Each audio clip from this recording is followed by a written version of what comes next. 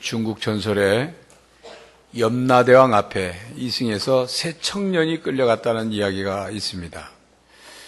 염라대왕은 이승에서 온 사람들을 심판하려고 명단을 보니까 명단에도 없는 청년 3명이 저승에 잘못 끌려온 것입니다. 그래서 염라대왕 그 청년들에게 미안하지만 너희들은 잘못 왔다. 그런데 여기까지 먼 길 왔으니 내가 너희들에게 다시 세상을 돌려보낼 텐데 소원 하나씩 들어주겠다. 뭐든지 말해봐라. 이렇게 말을 했더니 이제 청년들이 대답을 합니다. 염라대왕이 새 젊은이들에게 이제 차례대로 물었습니다. 첫 번째 청년에게 자네는 내가 뭘 해주면 좋겠나? 소원이 뭔가? 물었더니 첫 번째 청년은 저는 돈이나 많이 주십시오. 제가 많이 살지는 않았지만 내가 지금까지 살아보니까 돈이 최고입니다. 전 돈만 있으면 행복할 것 같습니다. 그래, 그러면 너는 돈 가지고 가라. 두 번째 청년에게 묻습니다. 자네는 소원이 뭔가? 뭘 내가 주면 좋겠나? 두 번째 청년은 대답합니다. 저는 돈 같은 거 필요 없습니다. 권력이 필요합니다. 제가 살면서 보니까 권력만 있으면 돈이든 사람이든 다 자기 것이 되더라고요. 그래, 너는 권력을 가지고 가거라. 자, 세 번째 청년, 너의 소원은 뭐냐? 물었습니다. 세 번째 청년이 염라대왕에게 자기 소원을 말했습니다. 저는 돈도 권력도 그런 거 필요 없습니다. 저는 그저 산 좋고 물 좋고 공기 좋은 곳에 좋은 집 한 채 짓고 최고의 미인을 아내로 맞아서 그저 좋은 음악 듣고 좋은 음식 먹으면서 걱정 없는 곳에서 살고 싶습니다. 그것이 제 소원입니다. 라고 말했더니 염라대왕이 그 세 번째 청년을 한참 쳐다보더니만 하는 말이 야 이놈아 그런 곳 있으면 내가 가서 살겠다. 그랬다는 겁니다.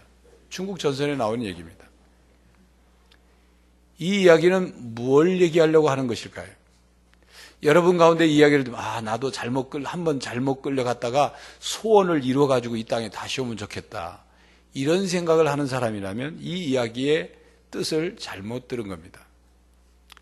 이 세상의 삶은 완벽한 조건, 완벽한 환경, 걱정 하나 없는 그런 삶이란 없다. 그런 얘기죠. 살다 보면 문제가 생기고 아픈 일도 있고 슬픈 일도 있고 괴로운 일도 있고 외로운 일도 있고 어려운 일도 만납니다. 뜻하지 않은 천재지변을 당하기도 하고 이해할 수 없는 고난과 역경을 만나기도 합니다. 억울한 일을 겪기도 하고 답답한 일을 겪기도 하고 수치스러운 일을 겪기도 합니다. 이 세상에서의 삶은 온갖 역경과 어려운 일들로 가득 차 있습니다. 그런데 이 세상에서의 삶은 바로 그런 일들을 만났을 때 어떻게 반응하느냐, 어떻게 해결하느냐, 어떻게 극복하느냐에 따라서 행복한 삶을 살기도 하고 불행한 삶을 살기도 합니다. 성공한 인생이 되기도 하고 실패한 인생이 되기도 합니다. 회복탄력성이라는 제목의 책이 있습니다. 회복탄력성이란 마음의 근육의 힘을 얘기합니다. 오뚜기가 넘어졌다가 다시 제 위치로 바로 서는 그 회복하는 힘으로 다시 일어서는 것처럼 쉽게 말하면 고무공과 유리공을 같이 떨어뜨리면 어떤 결과가 나오죠?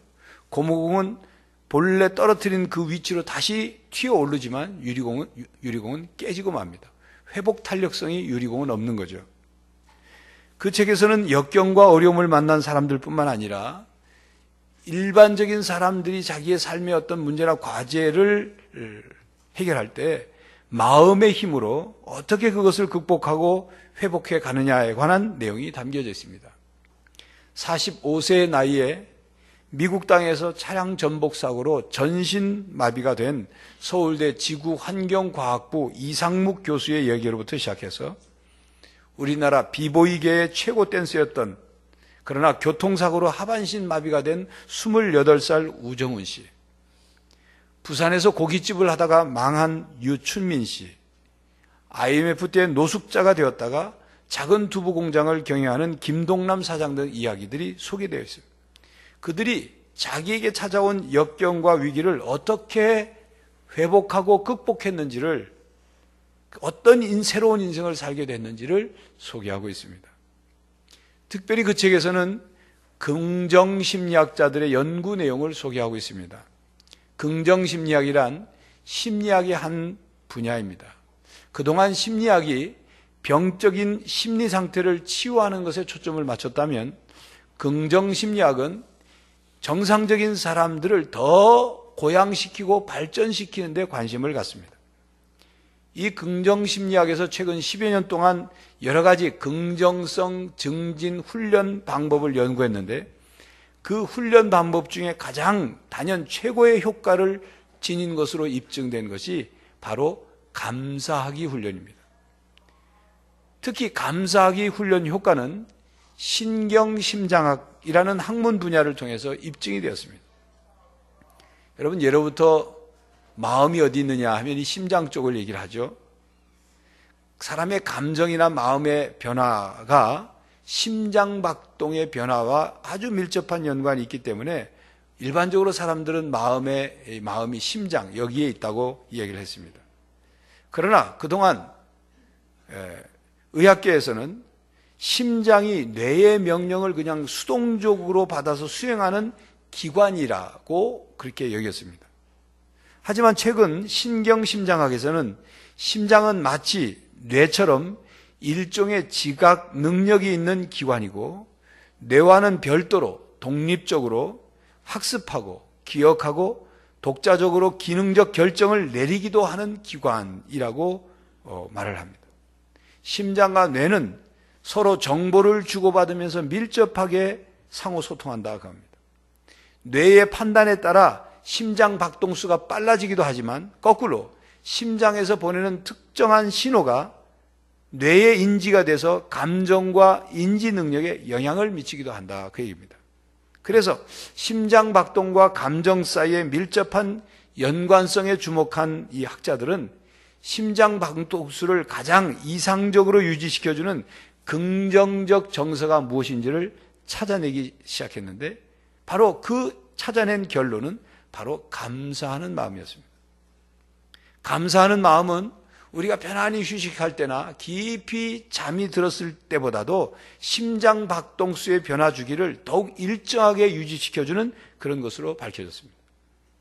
이 연구 결과를 종합하면 사람의 마음과 몸을 최상의 상태로 유지시켜주는 것은 긴장을 푸는 명상이나 요가나 어떤 기분 좋은 일을 생각하는 것, 그런 것보다도 감사하는 마음이라는 거죠.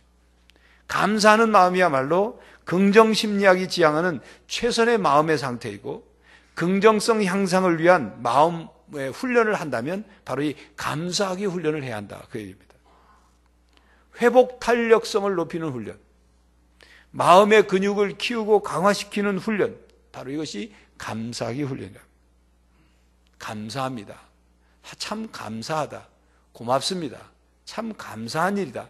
이렇게 생각하고 고백하는 것, 자기 마음속에 이런 훈련을 지속적으로 하는 것, 특별히 잠자기 전에 하루 일과를 돌아보며 감사한 일들을 적고 감사하다고 고백하는 것, 이것은 우리의 이 긍정적 정서에 아주 중요한 훈련이고, 심장을 아주 일정하게 이 심장의 박동수를 유지하는 데 아주 중요한 훈련이라는 것입니다.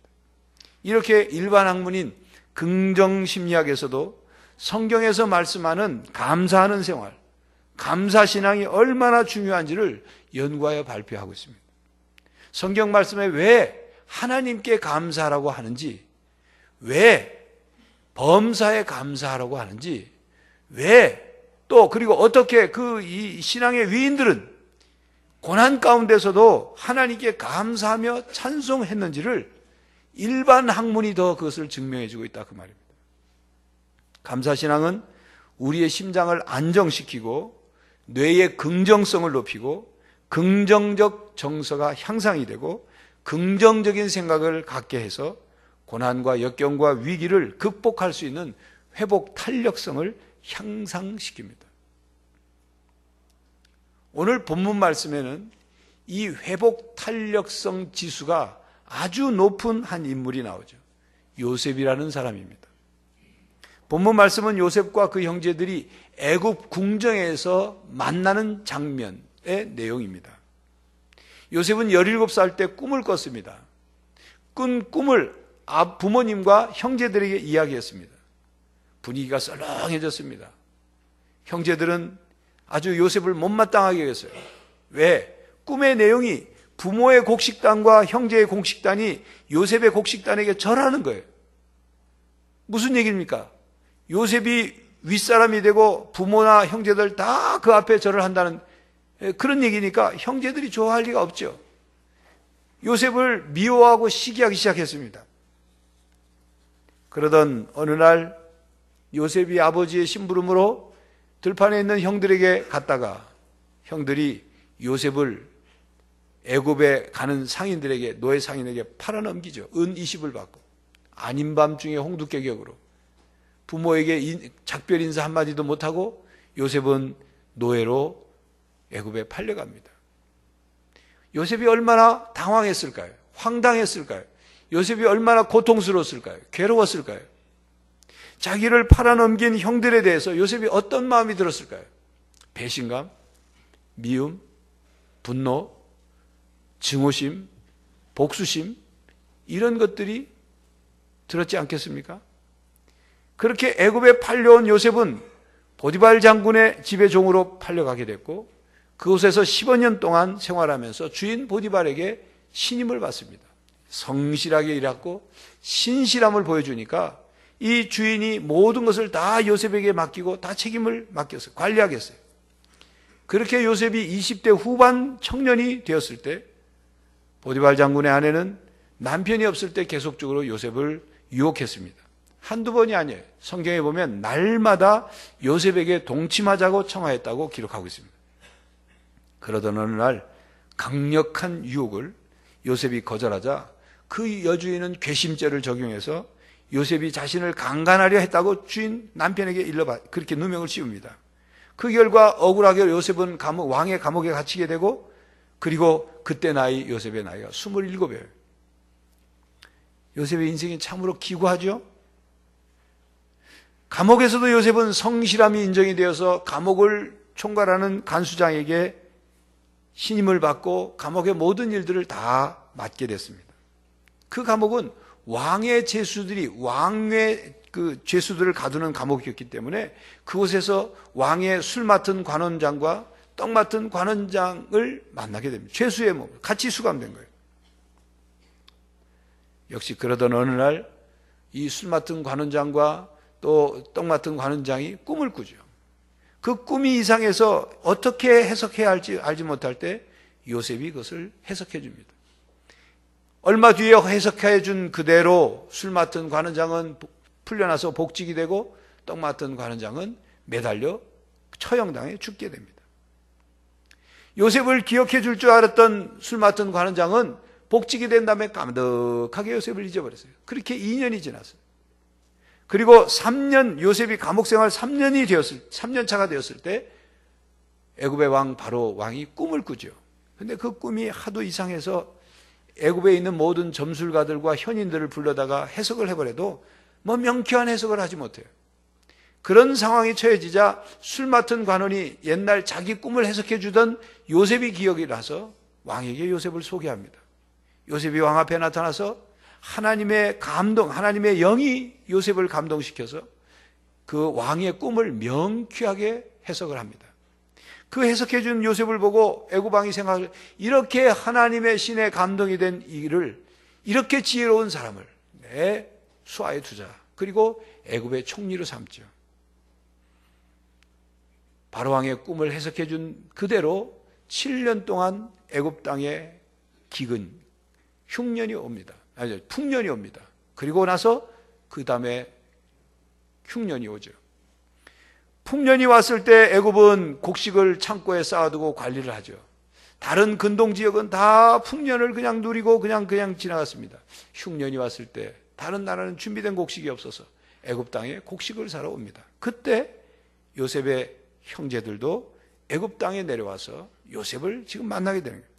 본문 말씀 앞에 42장, 43장, 44장 내용은 그 광경이 이제 여러 가지 일들이 있었지만 그건 생략하고 결국 요셉을 만나게 된 형들에게 요셉은 자신을 소개합니다.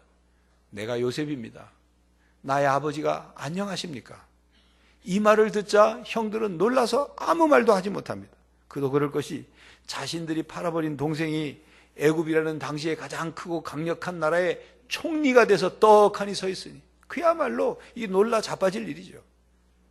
그냥 애굽의 유학을 떠난 동생이 소식이 끊겨서 생사를 알지 못하다가 만난 그런 상황이 아닙니다. 자신들이 시기하고 미워해서 종으로 팔아버린, 노예로 팔아버린 그 동생이 이제 애굽 궁정의 총리가 돼서 서 있는 모습, 그 광경을 본, 그리고 내가 요셉이라고 말하는 그 동생 앞에 형들은 얼어붙었죠. 아마 아니면 사시나무 떨듯 떨었을 것입니다. 여러분 한번 가정에서 상상해보세요. 여러분에게 이런 일이 일어났다고. 여러분이 어떤 사람에게 좀 안 좋은 일을 했어요. 안 좋은 짓을 했어요. 그런데 그 사람이 잘 돼가지고 높은 자리에 앉아서 그 사람하고 대면할 상황이 딱 벌어졌을 때 어떤 마음이 들까요? 내가 옛날에 왜 그랬던가? 내가 왜 그 사람에게서 이런 일들을 자초했을까? 내가 차라리 그때 이 사람에게 잘해줬더라면 이제 나는 어떻게 될까? 나는 끝났다. 나는 이 사람에게 어떤 보복을 받을지 모른다. 그런 마음, 그런 감정을 갖지 않겠습니까? 그렇게 아무 말도 못하고 있는 형들에게 요셉이 말을 합니다. 그것이 본문 말씀의 내용이에요. 4절부터 8절까지의 말씀을 여러분 성경을 보시고 함께 읽도록 하겠습니다. 4절부터 8절까지 함께 읽습니다. 시작. 요셉이 형들에게 이르되 애굽으로 가까이 오소서. 그들이 가까이 가니 이르되 나는 당신들의 아우 요셉이니 당신들이 애굽의 판자라. 당신들이 나를 이곳에 팔았다고 해서 근심하지 마소서. 한탄하지 마소서. 하나님이 생명을 구원하시려고 나를 당신들보다 먼저 보내셨나이다. 이 땅에 2년 동안 흉년이 들었으나 아직 5년은 밭갈이도 못하고 추수도 못할지라. 하나님이 큰 구원으로 당신들의 생명을 보존하고 당신들의 후손을 세상에 두시려고 나를 당신들보다 먼저 보내셨나니 그런즉 나를 이리로 보낸 이는 당신들이 아니요 하나님이시라. 하나님이 나를 바로에게 아버지로 삼으시고 그 온 집의 주로 삼으시며 애굽 온 땅의 통치자로 삼으셨나이다. 여러분 이 요셉의 말 형들에게 하는 이 말 속에 요셉 표현을 주목해서 볼 부분이 있습니다.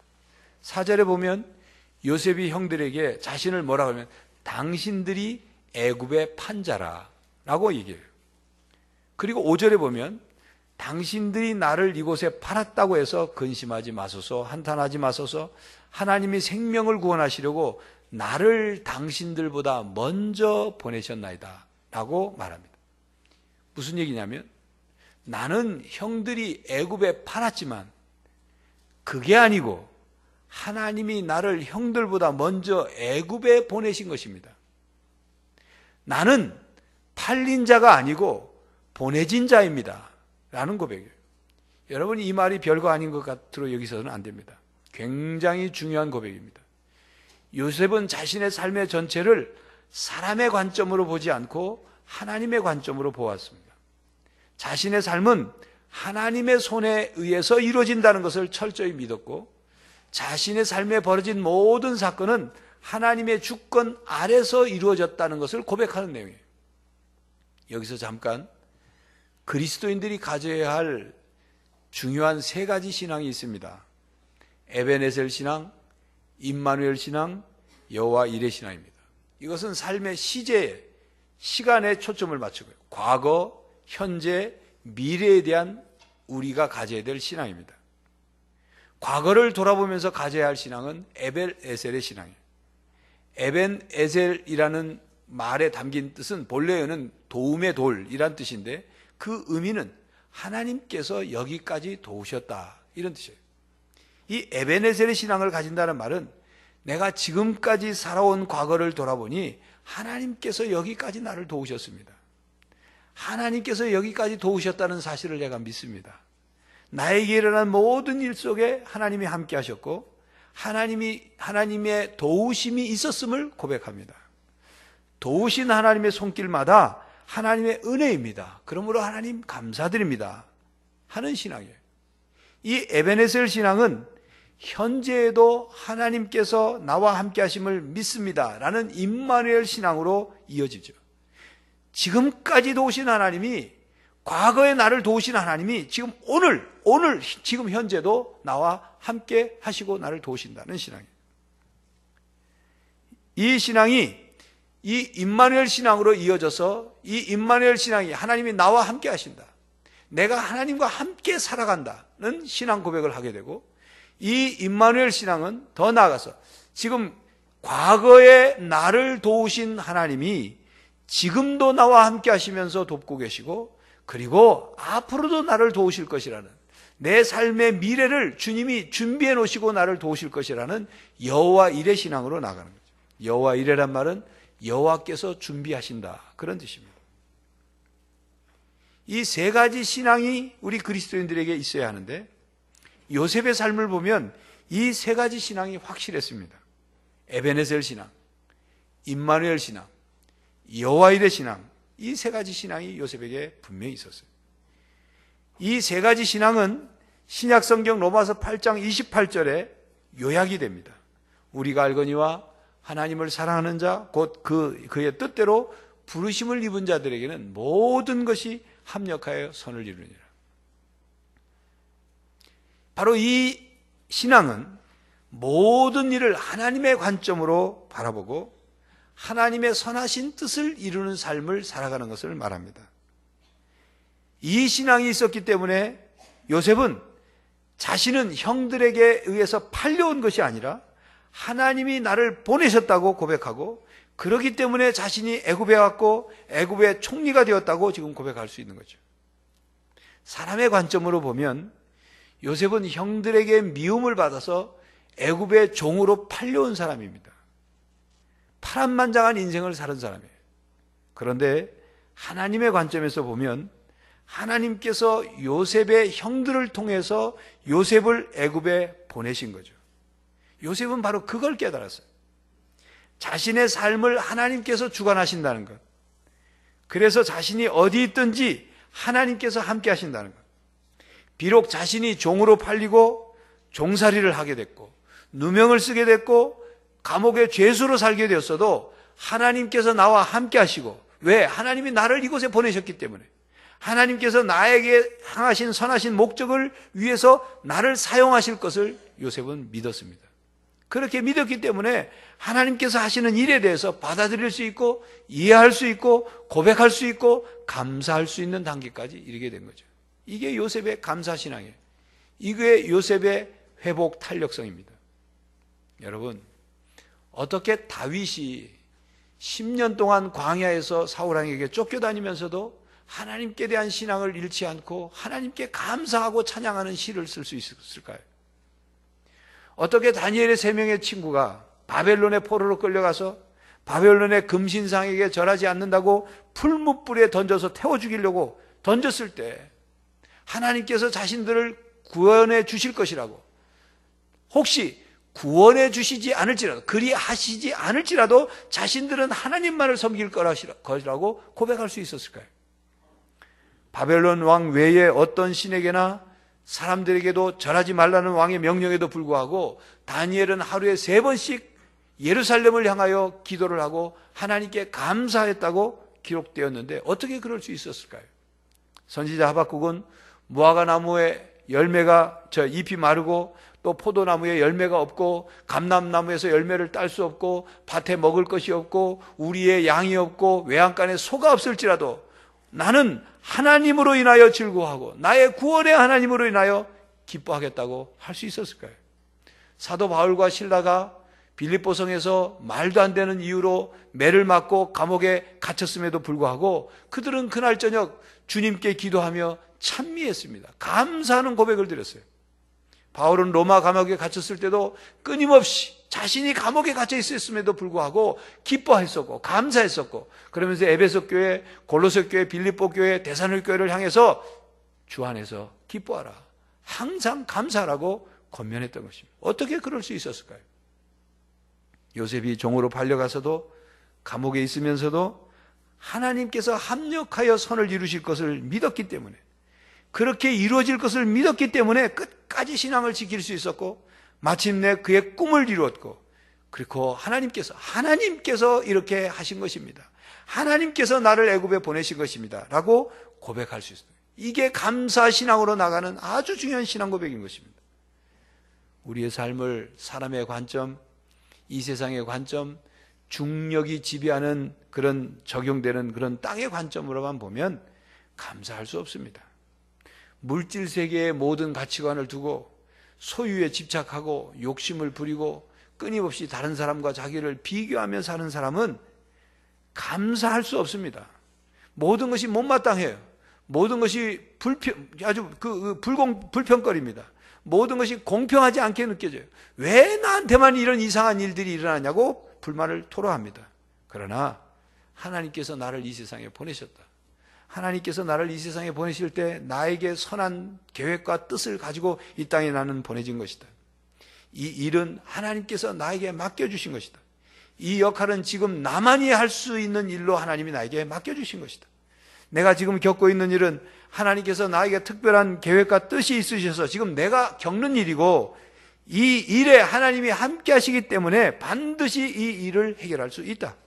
나는 지금 상황에서 하나님을 믿고 의지하면서 내가 할 수 있는 일을 최선을 다하고 성실을 하게 모든 것을 한다면, 그리고 하나님과 동행한다면 그 다음은 하나님이 알아서 하실 것이다. 그러니 나는 하나님께 감사드린다.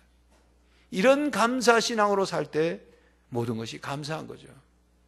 살아있는 게 감사한 거예요. 오늘도 하나님이 또 하루에 살 수 있는 기회를 주셔서 살아갈 수 있게 해주신 것이 감사한 거예요. 그렇게 살다가 죽어도 감사한 거예요. 왜? 죽으면 우리가 예수 그리스도를 믿음으로 영생을 얻고 천국에 들어갈 수 있게 됐으니 이제 영생 복락을 누리게 되니까 감사한 거예요.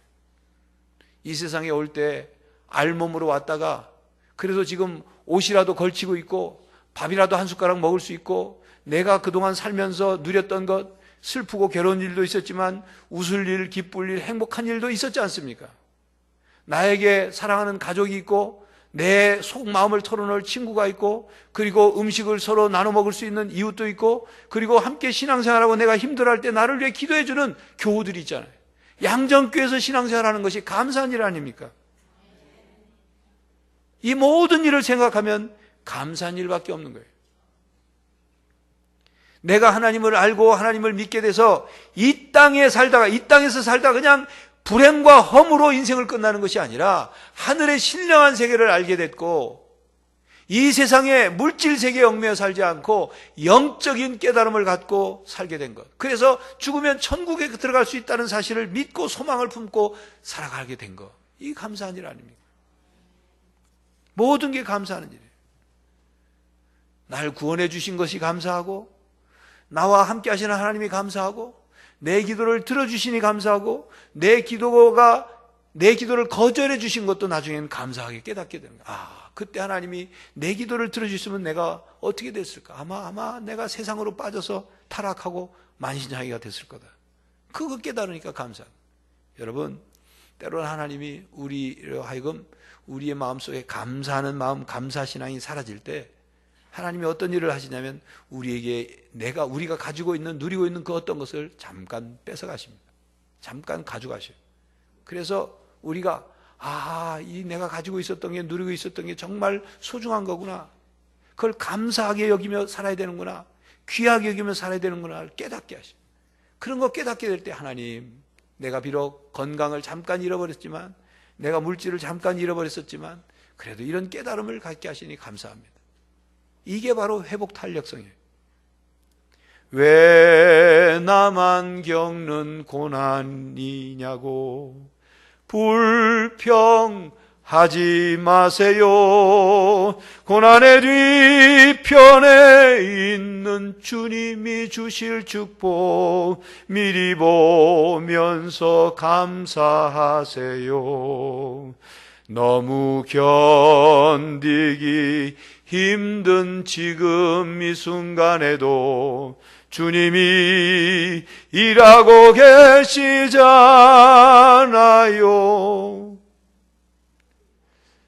우리가 고난을 겪을 때도 우리의 믿음의 눈을 떠서 보면 고난 뒤에, 고난을 이기고 난 뒤에 주실 주님의 복을, 은혜를 예비하고 있는 것을 믿음으로 보기에 고난도 감사할 수 있게 되는 것입니다. 주님이 나와 함께 하심을 믿는다면 어떤 역경도 이길 수 있잖아요. 어떤 고난도 이길 수 있잖아요. 라고 된 방금 그 찬송 가사처럼 감사신앙은 행복을 깨뜨리는 불행한 것들, 불행한 일들을 행복으로 바꾸는 힘이 있는 것입니다. 감사신앙은 사람과의 관계에서도 불편하고 고통스러운 관계를 감사하는 마음을 갖고 감사한다는 말을 전함으로 관계를 부드럽게 하고 친밀하게 만듭니다. 관계를 깨뜨리는 것에 대해서 용서와 너그러움과 은혜를 베푸는 관계로 나가게 합니다. 그게 감사신앙이에요. 감사신앙은 자신의 어두운 과거와 그리고 고통스러운 경험들, 그리고 상처들을 그것이 자신을 연단하고 성숙시키는 일로 받아들이게 하고 그리고 그것을 자신의 장점으로 만드는 힘이 있어요. 그게 감사신앙이에요. 요셉이 그렇게 했습니다. 여러분, 만약 요셉이 자신의 어두운 과거와 그리고 고통스러운 경험과 상처에 묶여서 매일 형들을 원망하고 자신의 삶을 불평하고 복수심에 불탔다면 보디발 장군의 집에서 그렇게 일 안 했습니다. 불만 가득한 사람이 무슨 성실, 신실이 있겠어요.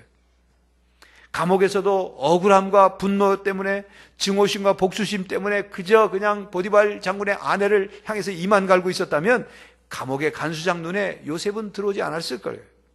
성경에 보면 하나님께서 요셉과 함께 하심에 그가 보디발 장군의 집에 있을 때든지 감옥 속에 있든지 성경에 보면 하나님께서 요셉과 함께 하심에 형통하는 자가 되었다라고 기록하고 있어요. 하나님이 함께 하셨다는 말은 요셉의 마음속에 온갖 부정적인 감정과 부정적인 마음과 불신의 마음, 그것이 있었던 것이 아니라 긍정적인 생각, 긍정적인 마음, 하나님에 대한 믿음이 있었기 때문에 하나님이 그와 함께 하셨던 거죠. 그렇기 때문에 하나님의 은혜를 은혜로 받아 누릴 수가 있었던 것입니다. 그리고 그 하나님의 은혜에 응답할 수 있었던 거예요. 그리고 그 변함없는 하나님의 은혜를 지속적으로 받아 누리게 된 거죠. 그 결과 요셉뿐만 아니라 요셉의 주위 사람들까지도 형통하는 복을 받고 나눠줄 수 있었던 것입니다. 그렇습니다. 감사신앙은 자신뿐만이 아니라 주위에 있는 사람들, 더 나아가 세상 사람들에게 선을 행하고 유익을 주는 사람이 되게 하는 것입니다. 주위를 밝게 하죠. 긍정적인 분위기를 만듭니다. 그리고 세상 사람들에게, 하나님의 사람들이, 하나님의 자녀들이 고난과 역경을 만났을 때 어떻게 그것을 이겨내는지를, 그 아름다운 신앙의 모습을 보여주는 것, 그게 감사신앙의 힘입니다. 교회 여러분, 추수감사주일에 그저 하나님 감사합니다 하고 끝나는 감사가 아니라 감사신앙을 더욱 훈련하고 감사신앙을 더욱 풍성히 가져서 여러분들의 심장도 튼튼해지고 회복 탄력성도 좋아지고 그 감사신앙의 힘으로 여러분들의 삶에 풍성한 은혜와 복을 받아 누리는 성도들이 되시기를 간절히 바랍니다. 기도하겠습니다. 하나님,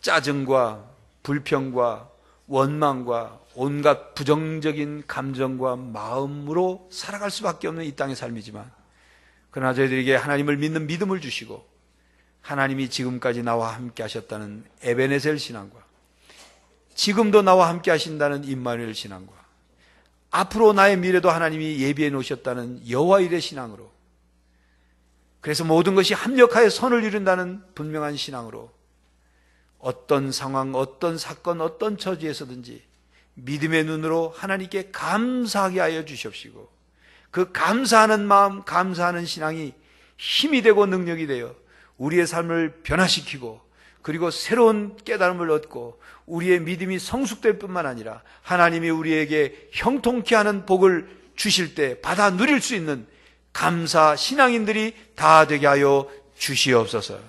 예수 그리스도의 이름으로 기도하옵나이다. 아멘.